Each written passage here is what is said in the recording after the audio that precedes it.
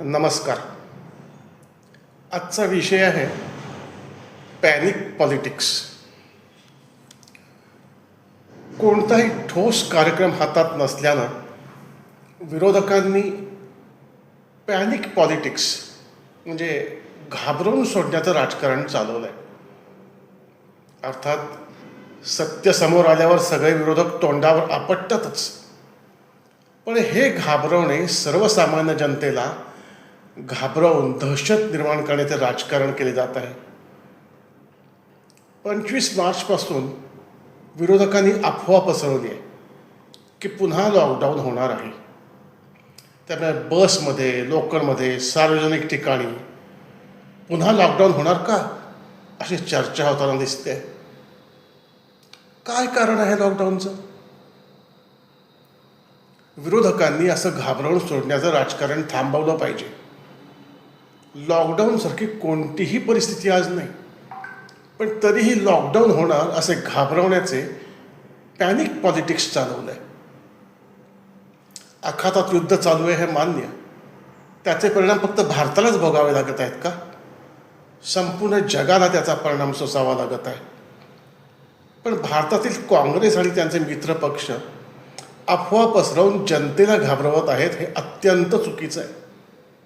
आज काँग्रेस सत्तेत असती आणि असं युद्ध झालं असतं तर काय वेगळी परिस्थिती असती. पण उगाच फालतू आणि बिनडोकपणाचे घाणेरडे राजकारण करायचे हे प्रकार थांबले पाहिजेत. वास्तविक सरकारनं कितीतरी छान पॉलिसी राबवून आपली जहाजं सातत्यानं आणली आहेत. कुठंही पुरवठा साखळी थांबलेली नाही. तरीही चांगल्या कामाचं कौतुक करायचं सोडून घाबरवून जनतेत खोटी माहिती पसरवण्याचं काम चालवलं आहे. 2024च्या लोकसभा निवडणुकीपूर्वी राहुल गांधींनी अशीच घाबरून टाकणारी रणनीती आखली होती. पॅनिक पॉलिटिक्स खेळले आणि त्याचा परिणाम NDAला भोगावा लागला. भाजपचं संख्याबळ कमी झालं.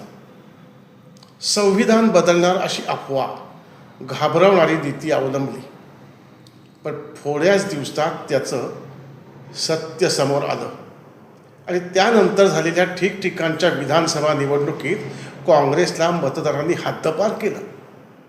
महाराष्ट्रात तर न भूतो न भविष्यती असे निकाल लागले आणि विरोधकांना त्यांची जागा दाखवली.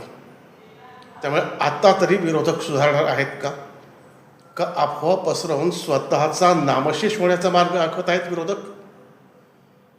माझ्या तारांकित या यूट्यूब चॅनलला सबस्क्राईब करा, बेल आयकॉनवर क्लिक करा, व्हिडिओला लाईक करा आणि तुमच्या मित्रांबरोबर शेअर करा. आजचा हा व्हिडिओ आवडल्यास नक्की लाईक करा आणि तुमचे मत कमेंटमध्ये सांगा. पुन्हा भेटूयात. धन्यवाद.